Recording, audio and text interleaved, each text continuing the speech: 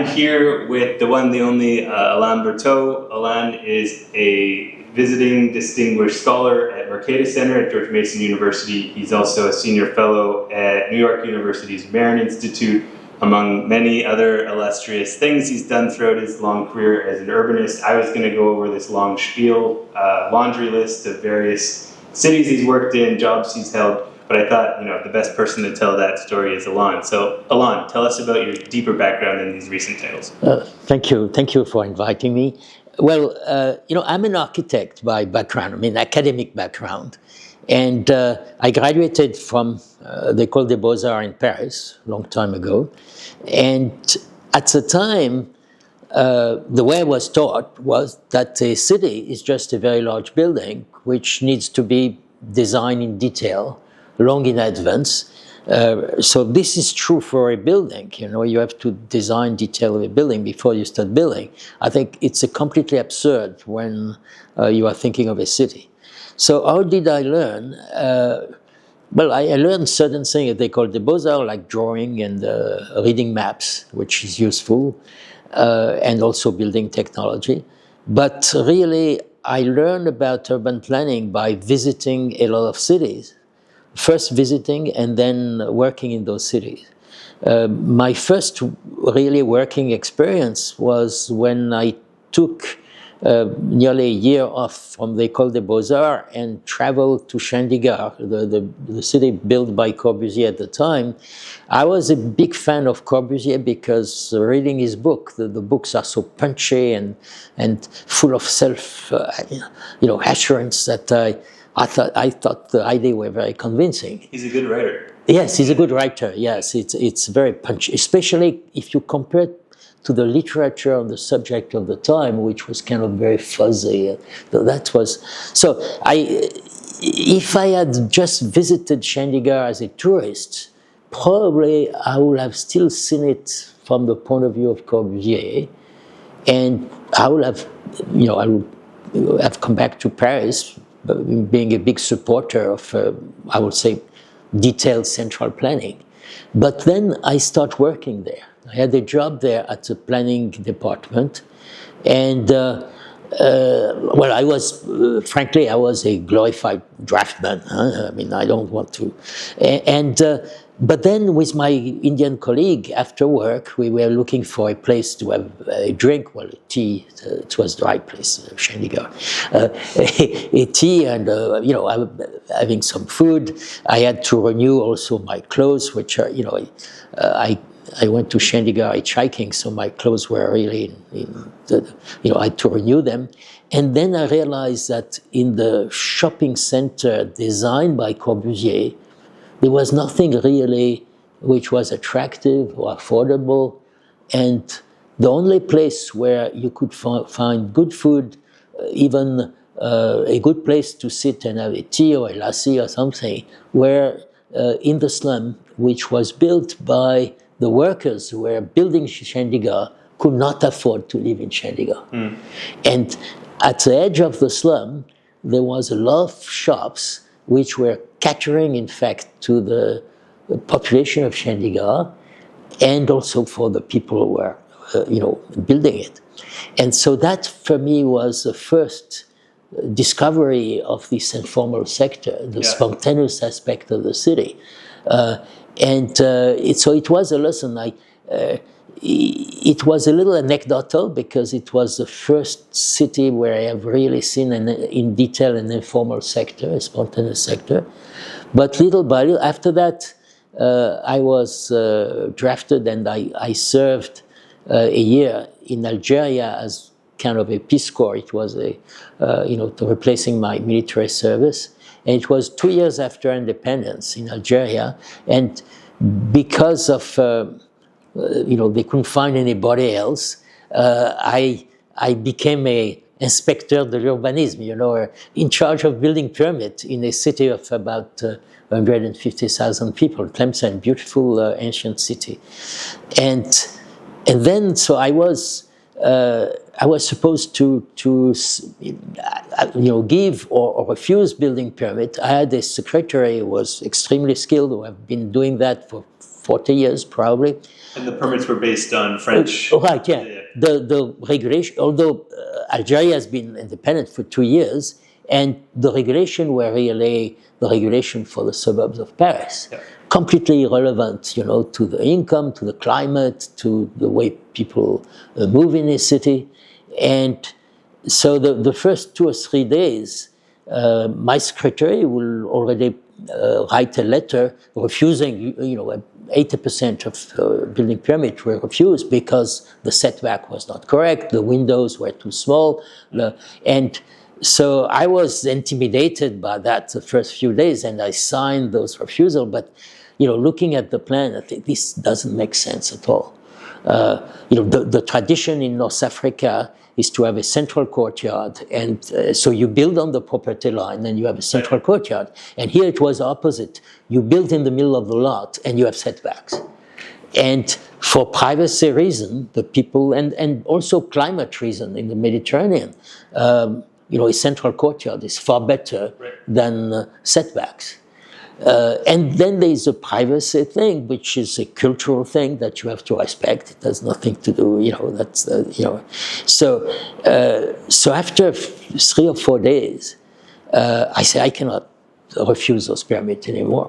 So naively, I went to see the préfet. The préfet, in the French hierarchy, but also in Algeria, is the head of the civil servants of the region. So I went to see him and say, would you allow me to use common sense to give the building permit rather than follow the Code de l'Urbanisme? Code de l'Urbanisme was a big, it looks like a Bible, that's a Bible of the planners.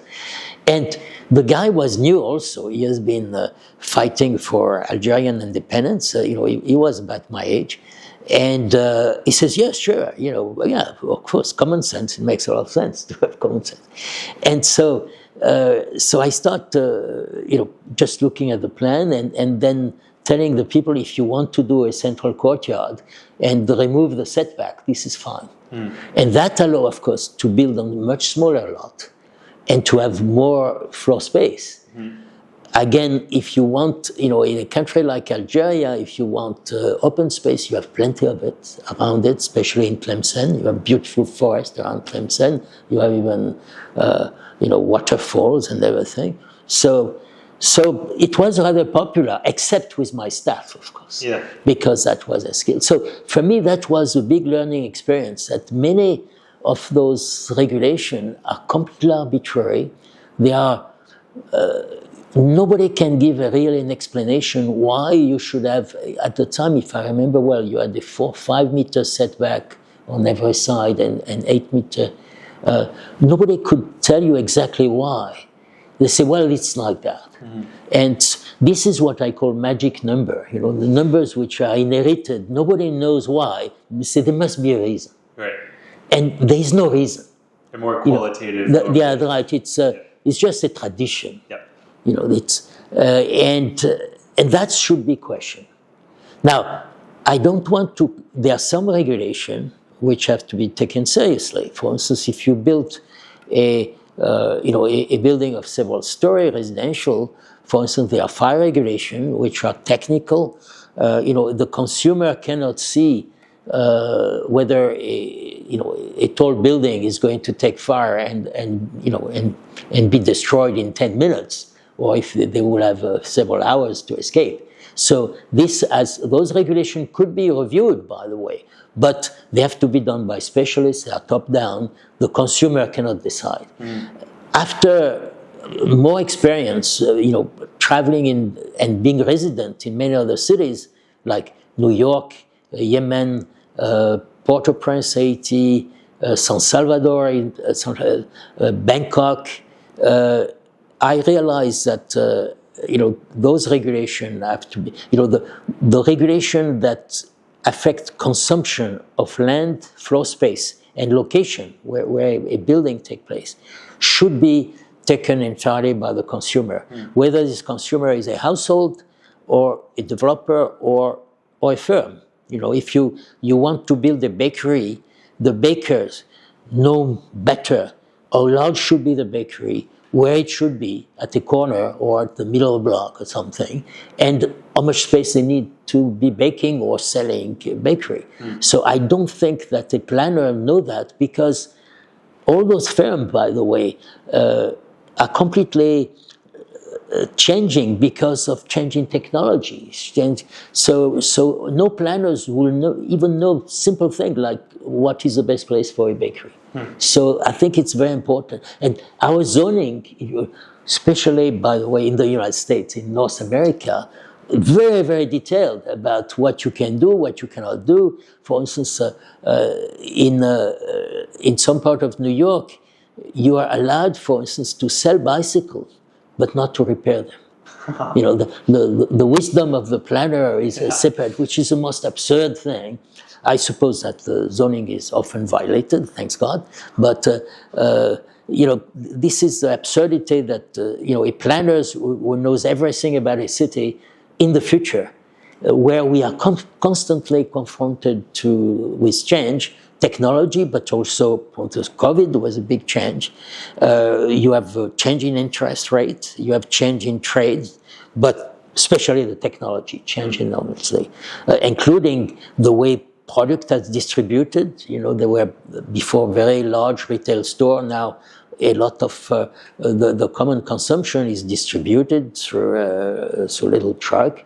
So all these things, we have not, you know, we should never prevent change. If there are negative externality on some change, yes, it should be monitored, but it's not the job of the planner to say we will prevent change, because that will have an enormous cost to society. Right, and this is a good segue, because, you know, speaking of changes, we are in Zanzibar in East Africa right now, and Africa and Asia are expected to add billions of people to their cities over the next several decades.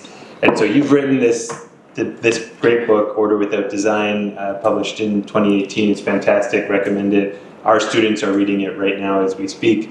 What, if you had to distill, it's a big book, if you had to distill the sort of top 2 to 3 policy recommendations for fast-changing, fast-growing cities in Africa or Asia, what would those policy recommendations be? Well, the first job of a planner, or when I say planner, I mean city manager. You know, that includes the mayor or the city council, because they are the one at the end taking decision, and rightly so, by the way. Is to understand the city they are in.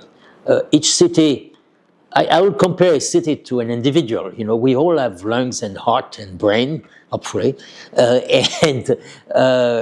but we're still different individuals, different taste. You know, and during our life also our preferences change. You know, if you are a young professional, you have some priority. If you have a large family, you have another priority. If you are in middle career or at the beginning or the end of your career, you have different things. So because the city is made of people whose you know, preferences are changing over time. They are affected by technology. They are affected by the world event. The most important thing is to monitor very carefully what is happening. You know, including prices. You know, prices of real estate, I think, are one thing that an urban planner has to monitor very carefully.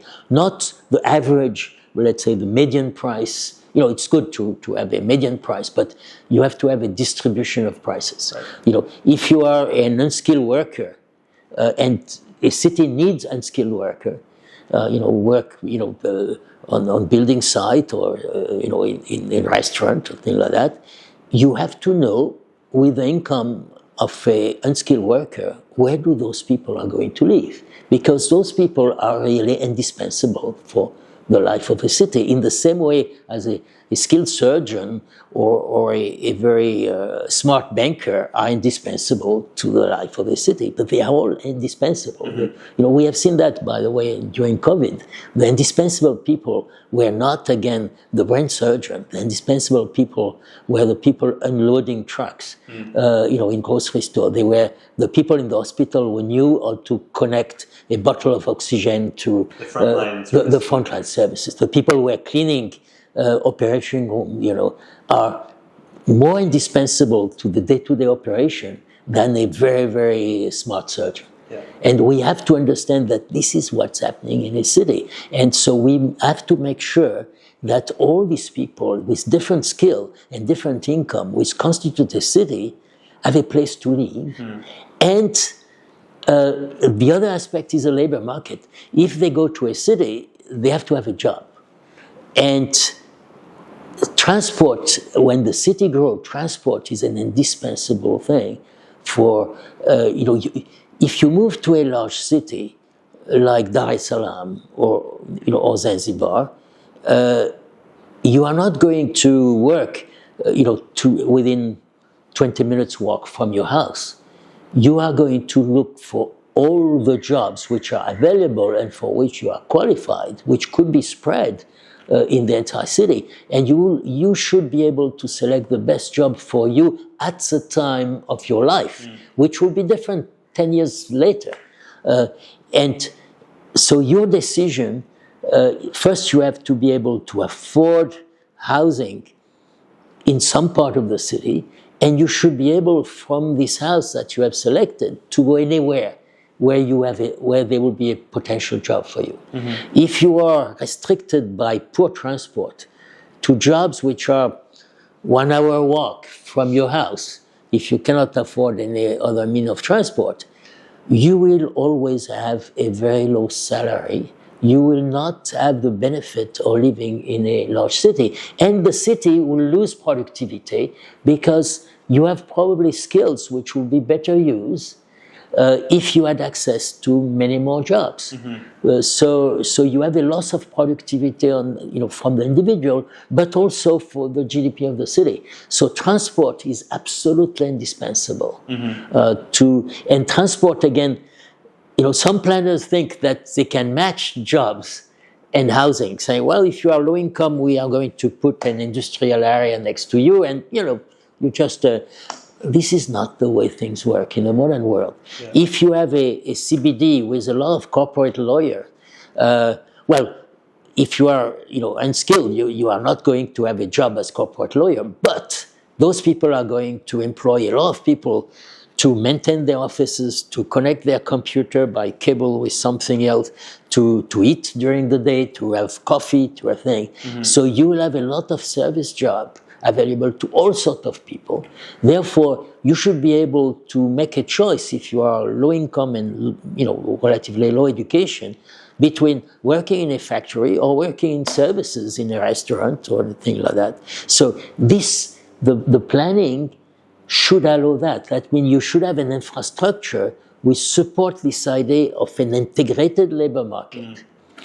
And again, that there is always some part of the city with when people have low income, that they can have something decent. So I'm not saying it should be luxury housing or something like that, but you should have a safe water supply, you should have access to a sewer system, garbage should be removed from the street, there should not be flooding, you should have a storm drainage work, and of course you should have a basic health and education within then a walking distance.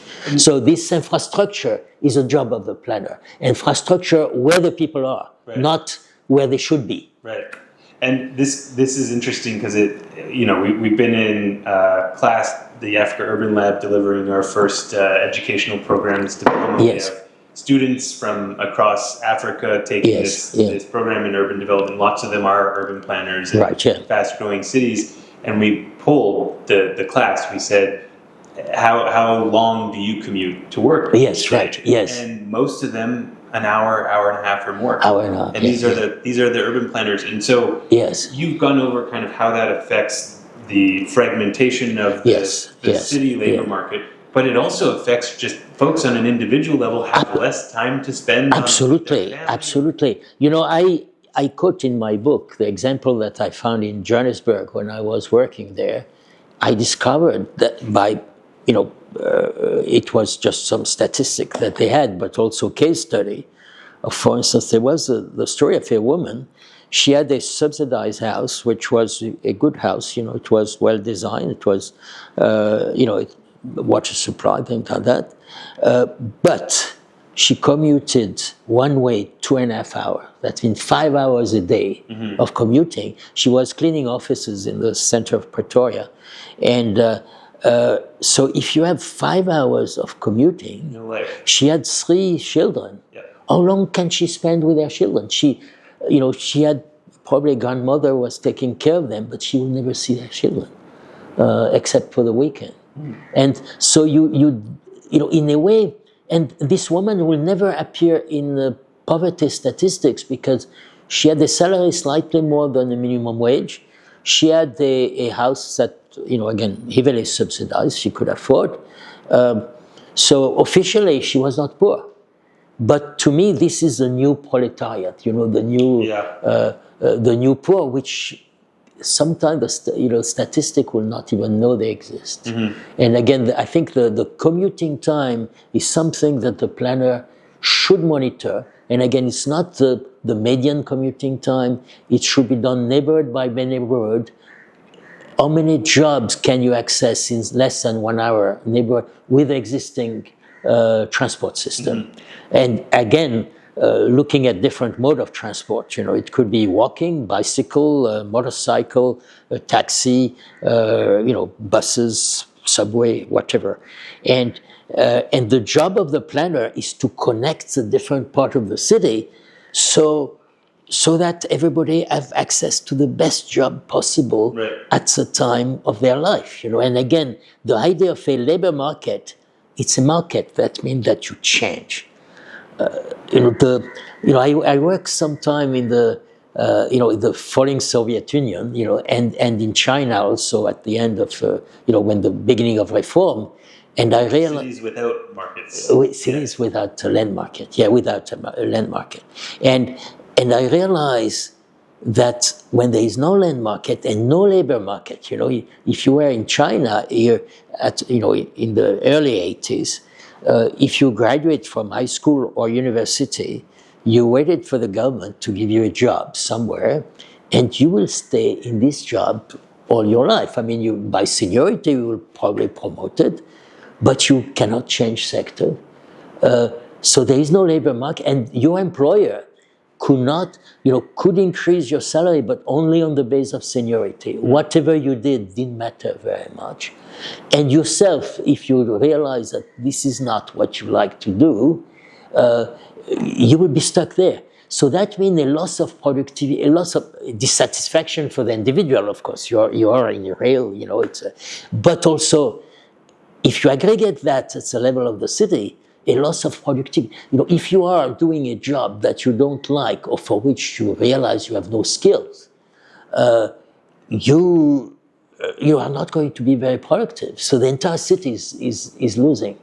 So everybody is losing. Yeah. So this is why the land market, the freedom of individual to decide themselves where they want to go, and the freedom of firms also to hire and fire employee, with some security. I mean, some rule, of course, on that. But this is very important, and everybody benefits. If you are in a city which is affluent, you benefit from it, because if the city is affluent, you will have good transport, you will have secure water supply, you will have energy, electricity will be there 24 hours a day. And so we all benefit from an affluent city, if even ourselves sometimes we are not as efficient as we should be. Yeah. I think there's research by Enrico Moretti and other urban economists that say, I think the number is for every affluent job added to a city, those people add about 5 additional jobs. Yes. Some of them are other rich people like lawyers and accountants, but some of them are service jobs. Yes, service job, restaurants. Could be repairing bicycle or repairing cars or, yes. Yeah.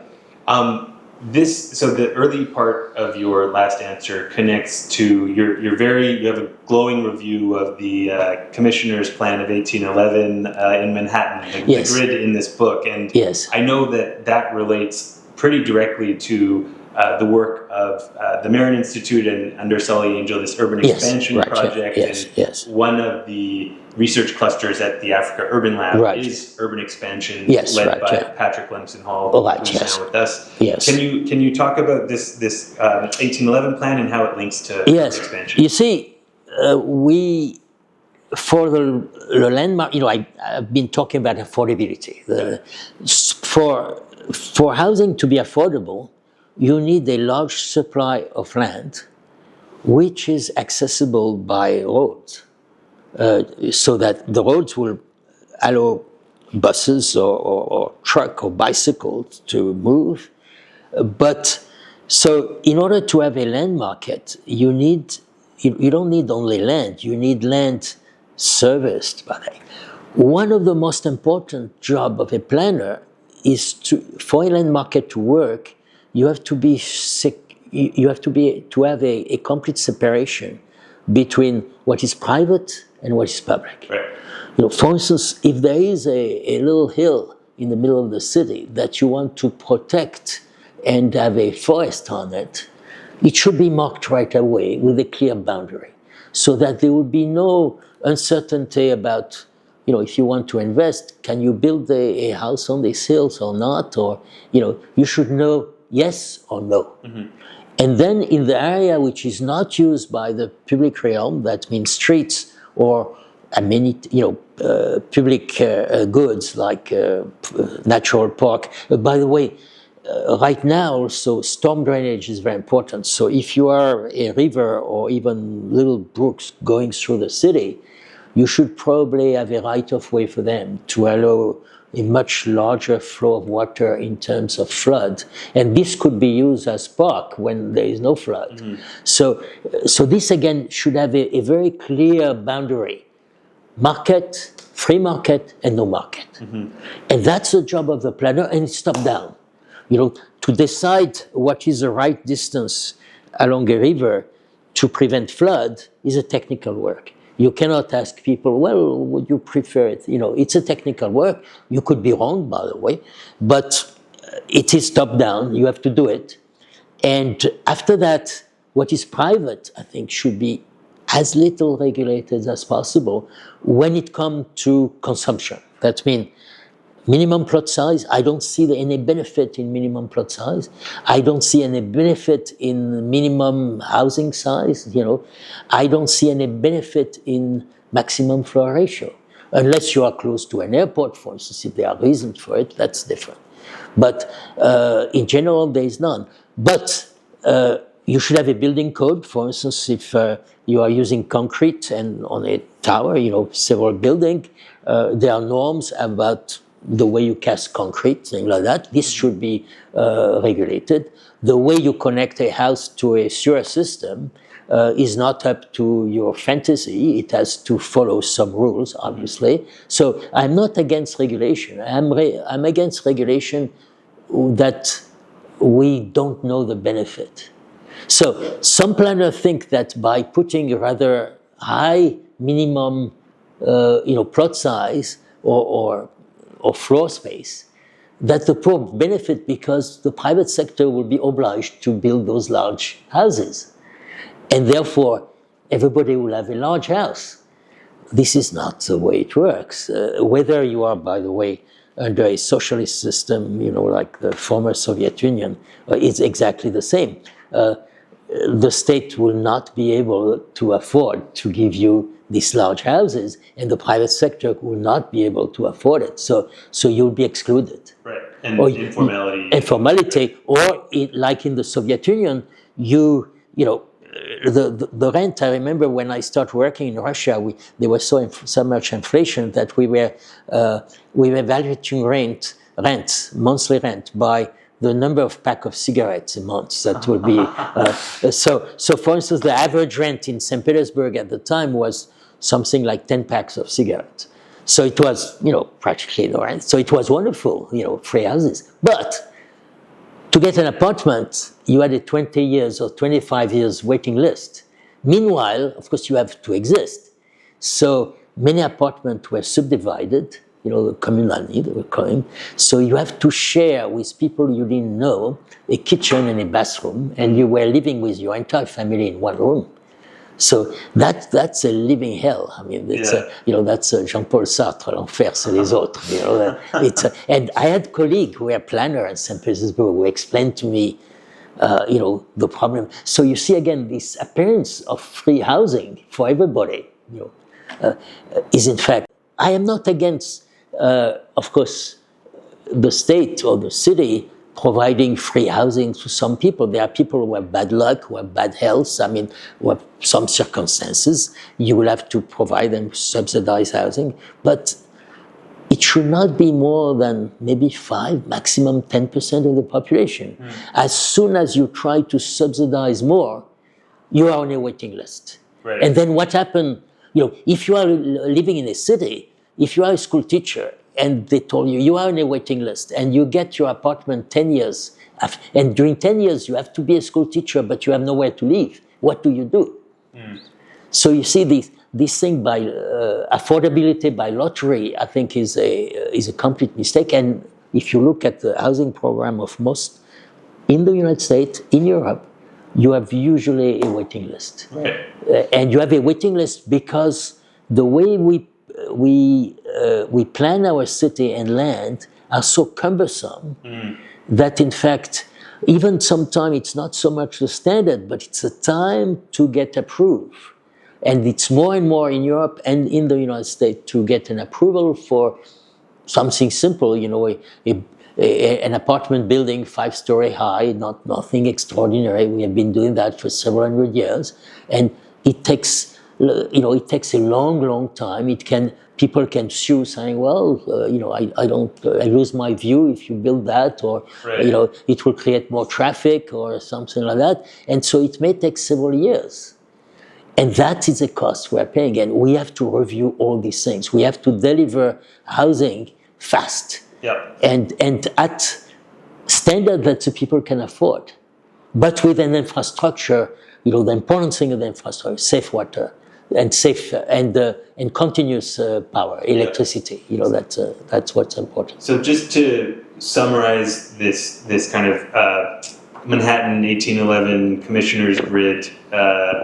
And kind of this, I think, inspired in large part the urban expansion approach. Right. Yes. And others have. So it's proactively delineating what's public, what's private. Yes. The public spaces are things like arterial roads, parks, government buildings. Delineate that in advance, and then sort of get out of the way and let the private sector. You don't need to plot size. And then you project at a very long term what you will need. That's the case of Manhattan. Right. But it's also the case. I think the great work of the team of Solly Angel, Patrick, was to show that the demand for land was much more. If a city double in size, in population size, the demand for land is much more than doubling. 3 times. Yeah. Yes. So every doubling in urban population requires. And for the market to work. You should not provide every year just the amount which is required every year. For a market to work, you have to have competition. Right. So therefore, you should have already the possibility of buying, land relatively far away, or threaten the landowner that if they have a too high price, you move a little, 100 meters or 1 kilometer further. So that's why the urban expansion project is so important. It is phased, but it established long in advance, maybe 20 years, 30 years in advance. We don't know. It could be, how much all the city could expand, and separate what is private or public so that the market can. It doesn't mean that people will move 20 kilometers right away, but it means that the market will work better that way. Right. Because it is competition. And now's the time to do it in a place like Africa. That's right. Because it's urbanizing so rapidly. Yes. And if you do this stuff after settlement, it's like 3 to 5 times more expensive. So you could phase it, but what's important is to establish clearly those boundaries. The advantage of the grid is that it's easier to lay out, But sometimes the topography is such that you have to change it, amend it a little. But so that's very important. By the way, what is important too is to have projection. We have to do projection, for instance, also how much water supply you will need 20 years from now, because that requires long investment and takes time.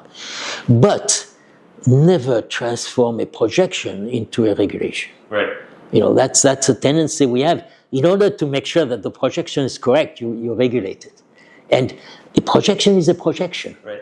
And if the city expands faster than you thought, then you have to to expand your thing faster. If it doesn't, or if it expands only in one area, but nobody wants to live in another area, and the regulation becomes the regulation. Yeah, that you have. So you have to realize it's a projection. It's not a regulation. Yeah. Do not regulate what you project. So we have several mayors in our first program. Yes. Should mayors and city managers be CEOs or janitors? Yes, they should be. I think the first thing is to be janitors. A mayor is in charge of a capital, which is basically the road system, the infrastructure. They are usually responsible for it. Some mayors, by the way, are also responsible for schools and things like that, or basic health facilities. So they have to make sure that those things work. And I am not very enthusiastic. The World Bank for many years was promoting that mayor with a vision. They're saying that the mayor has a political responsibility. A technician like me should not decide if a city should, let's say, spend more on schooling or transport. This is the way the budget is allocated is a political process. We have to respect that. We have, as a technician, you have to tell the mayor, if you think that transport is important, this is what you should do. This is a type of transport, we should advise. But if you think that the environment is the most important thing, for instance, what we see now in Asia, in Punjab, for instance, where they have to literally close the city because of pollution, obviously, this is a very priority. So you may slow down your investment in transport or certain things in order to take care of the environment. So again, the political body is very important, but the political body has to be well informed by competent urban planner who can give them alternative. And rather than doctrinaire, urban planner who say, well, we should have a minimum plot size or something like that. I guess instead of janitor, maybe the better term is a gardener. You as a mayor. Okay. Yes. Your garden Yes. grow. That's right. As it will, Yes. right? That's right. Yes. Yes. Right. Fertilizers. Right. Yes. Yeah. Yes.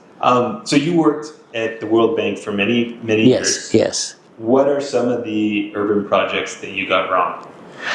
Well, one of the biggest wrong, or I call it the skeleton in my closet, is in '84. I started working in China in '83, where at the time they were starting a reform already, but the bureaucracy of the time of Mao was still intact. There was no land market, there was no labor market, and it was central planning, and then suddenly the city of Shenzhen gets created. Now, people get the wrong idea about Shenzhen. They think Shenzhen was like Brasilia. The government decided, let's build a city here. Not at all. Shenzhen was created by Deng Xiaoping, but by putting a perimeter around Shenzhen, a special economic zone, and saying within this zone, contrary to the practice in the rest of China, employers will have the right to hire their own employee and decide what is their salary. Employers will not be responsible for the housing of their employee. If they want to, they could. So they started sometime with dormitories. But normally, there will be also a real estate market. And the salary of the employee should be such that they could afford housing where they want and in quantity they want. So that was completely revolutionary for China, and it attracted to Shenzhen migrants from all over China. They were not from the region, they were from all over China. Because it was a self-selection of people. It was people who were living thousands of kilometers from Shenzhen, but were thought that with their skill, they were self-confident that they would have a better life if they were paid according to their work rather than just by seniority. Which was the system of... Which is system before, that's just seniority. So you had an enormous migration, not because the government say you have to move, by volunteer, again. So voting with their feet. Voting with their feet. Now, I realized that because I knew the rules, but when I went to Shenzhen, at the time there was a population rather dispersed of about 250,000 people, and the mayor told me the guy responsible for the special economic zone, say we would like the bank to finance a city for 5 million people. And so 250,000 to 5 million, and usually our term was from 5, our loan were for 5 or 7 years. And so I on the back of an envelope thing, I said, this is impossible. The number of trucks you will need, the amount of steel and cement you will have. And by the way, at that time, the performance of the Chinese government in building housing or anything was not very good. There were not many roads were, very narrow and badly maintained. It was not. So I said, no, I could not see myself presenting to the board a city going from 350,000 to a new city, And so I don't remember what I told them, but I think it was come up with 2 million or something like that. Now, Shenzhen economic zone is, if I remember well, now 18 million people. Almost 20 million. So and after that I went back, and my Chinese colleague will remind me charitably, oh, you remember what you... And I had to acknowledge, yes, and I was really sorry, because it would have been for me a fantastic experience to do I think the most insane fact I heard about Shenzhen was, I believe it was 1996 or 1997. In Yes. 1 year alone, 12 months, Yes. Shenzhen added 1 million people Yes. to its ranks. That's right, yeah. And Shenzhen, it was not a mess. They could provide the infrastructure to support it. They had. So I must say, the Chinese, and since the reform, discovered they have a talent for logistics, which is, I think, specific. It's something they learn, I suppose, but they can implement things extremely fast, which means that they better have good policy, because implementing things fast, if they have a terrible policy, like, for instance, one-child policy, or the UCO, it's not a good thing, but it's implemented. So zooming out from Shenzhen, more broadly, so what can African cities, we're here in East Africa, what can African cities learn from the Chinese urbanization story? Well, that labor market are important, because that, the reform of Shenzhen was in fact expanded to the entire China. So they managed to have the rate of urbanization in China during the 30 years, let's say, of the reform was extremely fast. And they were able to deliver the infrastructure. That's so, and deliver the infrastructure doesn't mean only resources. It means also an administrative process, which was fast. The approval and things like that. That again, that's where we get to the CEO rather than the janitor, maybe, in terms of the governor of a province, there are several levels of local power, where you have a clear boss, and somebody was a clear view of what they should do and could do. So not only the resource allocation, but also the approval process. So it doesn't drag in files somewhere with a long lengthy thing. So that, I think, was to learn and to concentrate on mostly on infrastructure and less the private sector, including the informal or semi-informal private sector, take care of the housing. Because the housing, if the infrastructure is there, and again, the major roads are there, the housing will take care of itself over the years. But the infrastructure will not take care of itself if there is no right of way to put it.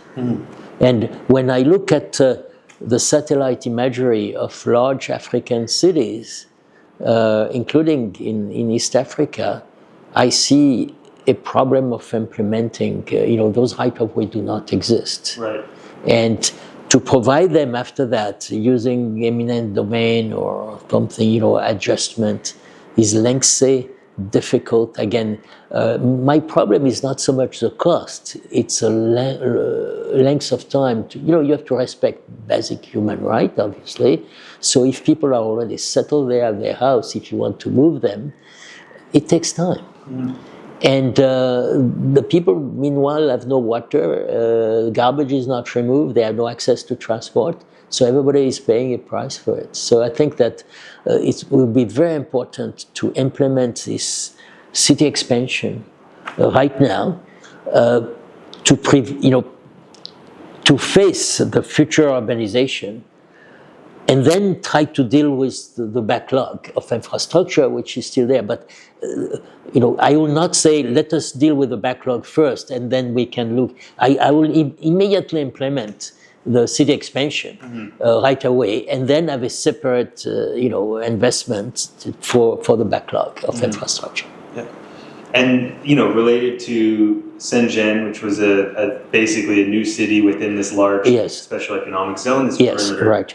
We were in a new town in a pretty large special economic zone. I know you've advised some special economic zones in your career before. So in China in particular, So what's your advice for the Fumba zone and for Fumba town? What is very important is a phasing. Right. To have a large amount of land, which I think that's the case in Fumba town. The land which is already within the perimeter is rather large, much larger than what is built. Phasing is very important.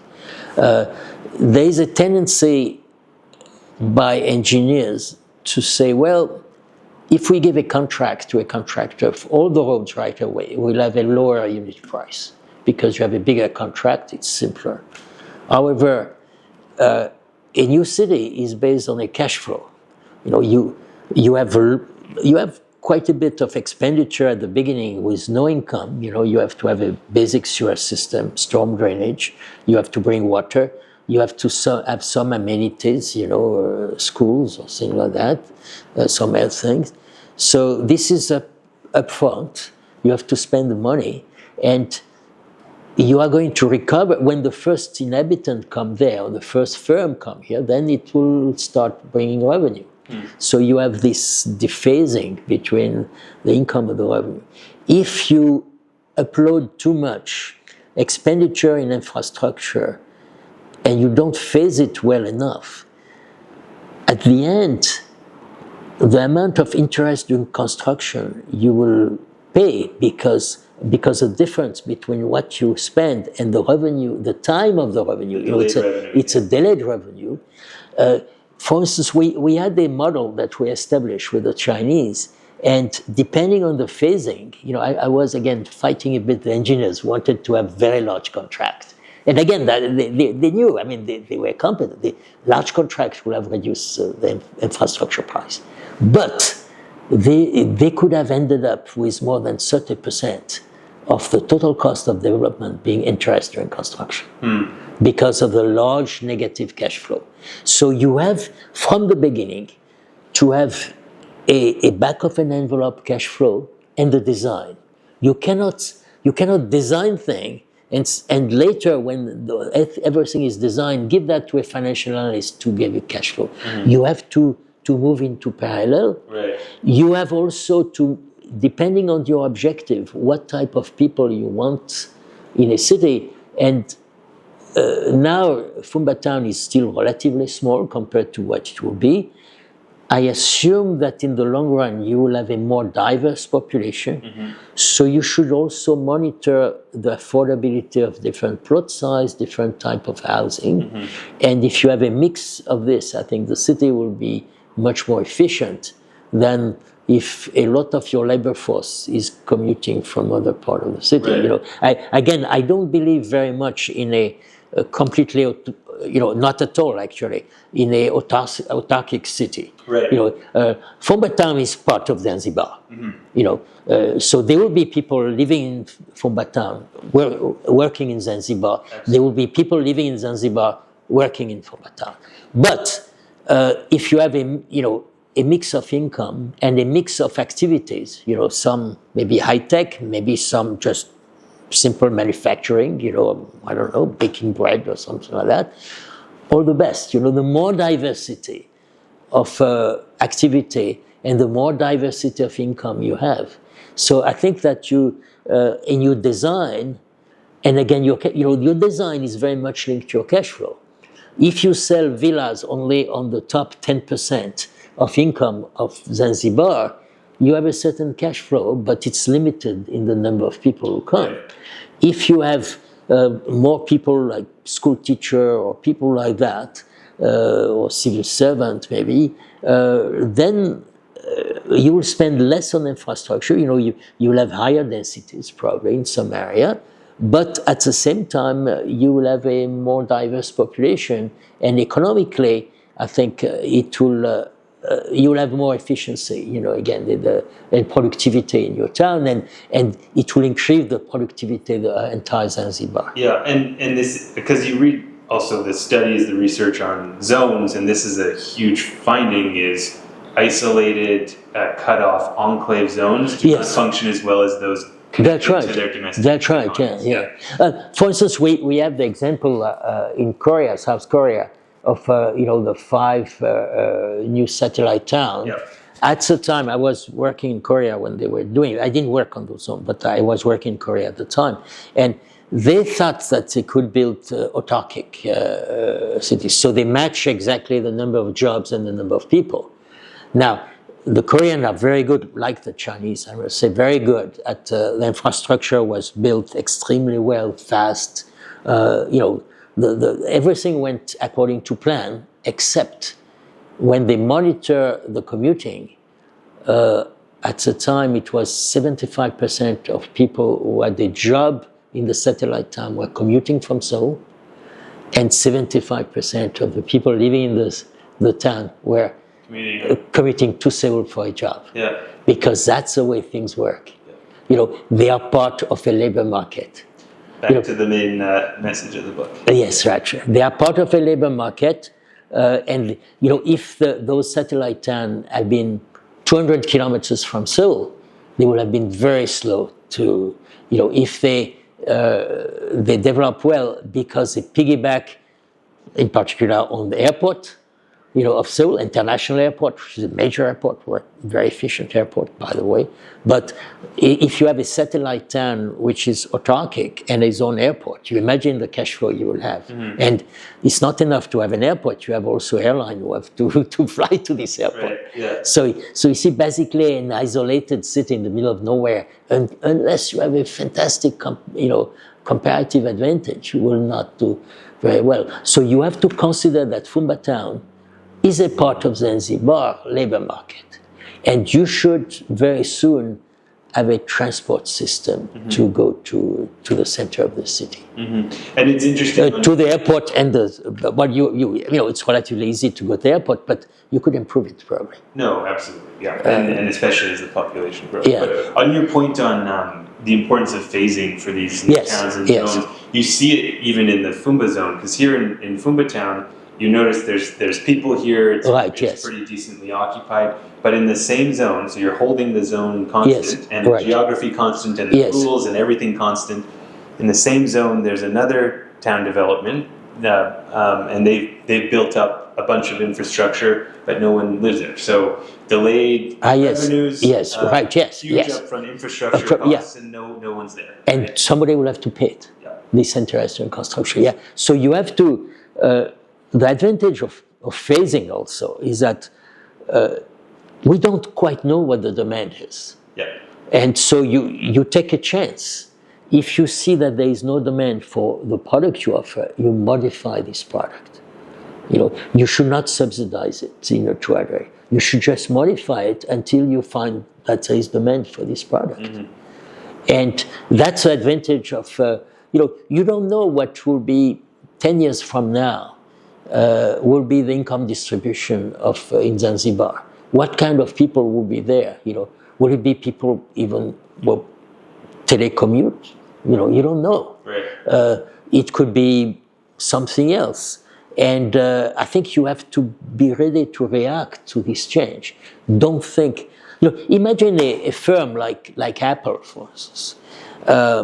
They don't design their telephone 10 years in advance. It takes a long time to design it, but it's incremental. And they adjust. They look at the price and different level, type of telephone, and then they adjust. And then the technology changed too. Yeah. The cost of producing a telephone is probably very different 5 years from now than it is now. And so they adjust constantly, this thing. They don't say, this is a design of our telephone that we will sell 10 years from now. Right. And a city is the same thing. Yeah. And that's the advantage of phasing. Yeah. So last question. We were here in Zanzibar. I had the pleasure of walking around downtown Stonetown with you yesterday and some of the team. What were your opinions as a great observer of urbanism? What were your opinions about Stonetown? Well, Stonetown, I enjoy, of course, walking through to Stonetown. Other than the rain. Yes. Well, the rain is part of it, and I thought that the city coped pretty well with quite a bit of rain, so that's good. The janitor is working well there.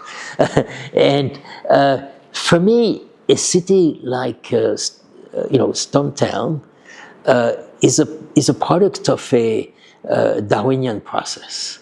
This is typically a